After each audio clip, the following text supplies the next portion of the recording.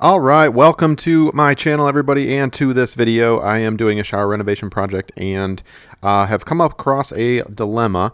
I have my cement backer board up. This is 1/2 inch Hardiebacker, and I am ready to apply Redgard, which is the liquid waterproofing membrane. Now, the instructions ambiguously call for maybe priming it first with some diluted Redgard, 4 parts water, 1 part Redgard. So I'm going to do a little test here in this video, and hopefully it can help you out and make a decision. I'll show you what I am ultimately going to do.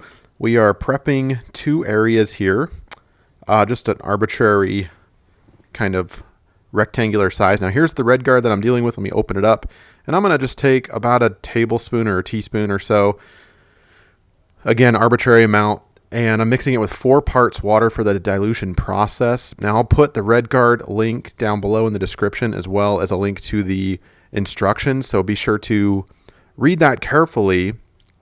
Certain cement backer board apparently may not need to be primed.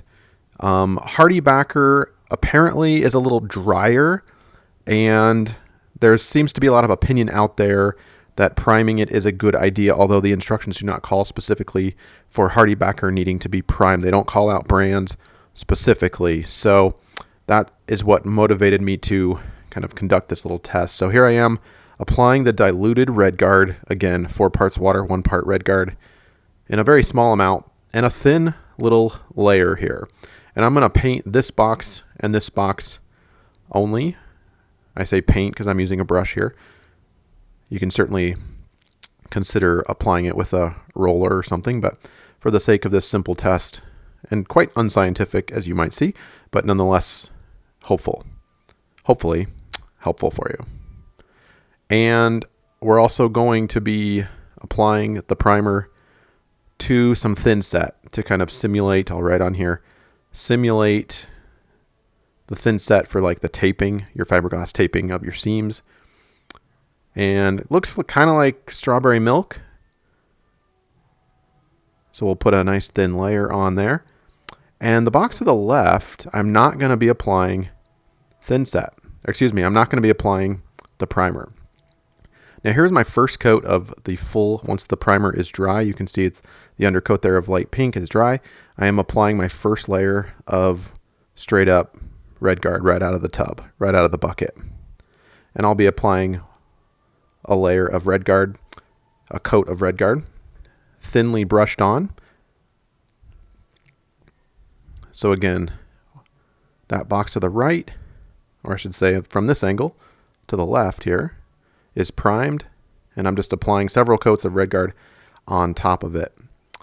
And I'll show you some images here pretty soon, and we're also just going to be asking that question of, does priming help? Does it have any positive or negative effects on subsequent coats of Redgard applied?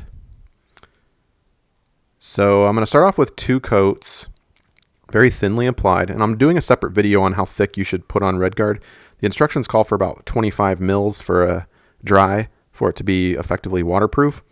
And so I did a separate video, if you want to search for that on my channel, on how many coats will get you to, how many layers will get you to about 25 mils, which is roughly the thickness of a credit card, although credit card thicknesses vary, right? So that's kind of what we're doing. But for this video, like I said, we're just doing several coats, and right on top of the primed, there's my box to the right, primed, and the box to the left is unprimed. Let me update the coats here. We've got 3 on at this point, and we're going to get all the way to 7 coats. And you can see actually I have 6 coats on now. I'll just put a little splash of water on to see if there's any visual difference between the primed and the non-primed coats. So again, 6 coats of Redgard. And just for the sake of comparison, we'll pour some onto the directly onto the cement backer board, the Hardiebacker there. All right, so we're seeing water absorption happening, obviously, on the cement backer board. It's not completely waterproof. It actually absorbs the water. It just won't, rot or stay or anything like that. But you should definitely waterproof your cement backer board, because it prevents water from going into your studs, behind your wall, etc. So you can see it's actually penetrating. Looks like it's, see the change of color there, getting dark gray. So that's actually soaking in a little bit. And here, looks like it's holding pretty well. We have some pinkish discoloration happening in the middle as the water sits there for several seconds. So that may be an indicator that we're not thick enough. No, we're not even close to 25 mils. But again, that's kind of a separate story. Now let me cut into this now. We've got 7 coats of Redgard on. This is the unprimed side. So I just took a little X-Acto knife and made a little rectangle there, and I'll just peel that up. So we're about 10 mils. I measured that with my couple sheets of printer paper, and I also have a wet mill gauge. I've been kind of keeping track. So, and let me peel up the unprimed side as well. Excuse me, this is the primed side. And there's just a look. There's no discernible difference between, you know, whether or not one side came up easier than the other side or not. They both came up really easily. No scraping required. So you can make your own conclusions there. But I, again, couldn't really tell the difference. Now this is my wet mill gauge. If you don't have one of these, definitely recommend it as you apply Redgard to determine how thick you want to go. But again, that's not the purpose of this video. So we're going to continue our test here. I'm going to, after 7 coats, so about 10 mils, I'm going to actually beef up the thickness a little bit. And I'm not going to be brushing it on. I'm going to be around a 25 degree, 20 degree angle applying a thicker layer of Redgard. And this is to simulate the full waterproofed kind of 25 mil minimum requirement that the Redgard instructions indicate. So we're going to be roughly about 25 mils here. And I'll do that on both the control group here. So again, the primed and the unprimed. And we're going to be adhering some tiles next after this stuff dries really well. And we're going to be seeing, does priming or not have any effect on the durability or the strength of the tile? So let me mix up some thin set here. And I'll back butter it. Just a thin layer of thin set. And again, the thin set I'm using, I'll pop down below. It's VersaBond. I love this stuff. Really, really strong. You can use the white or the gray. Kind of depends on what the gray has potential to kind of show through. If you're using a certain type of stone or glass, for example. So that could be a bad thing, right? But I typically use the white stuff. All right, so I'll get that applied with my trowel here, just to simulate how I would apply this. And I'll get those ridges and grooves going and then press it firmly in. That box to the right is the primed box. Again, I primed that with Redgard prior to the coats. And we'll get that nice and firm, wiggle it around just a little bit, get that set in the thin set.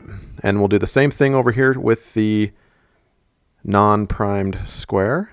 This is Redgard with non-primer underneath.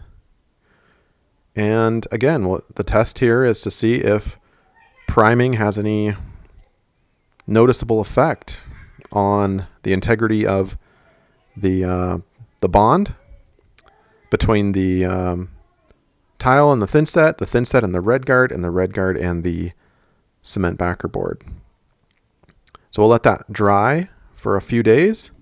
We'll come back to it, and we are completely solid. There's no way I can move these with the strength of my own hand. But let's see how it holds up against the hammer.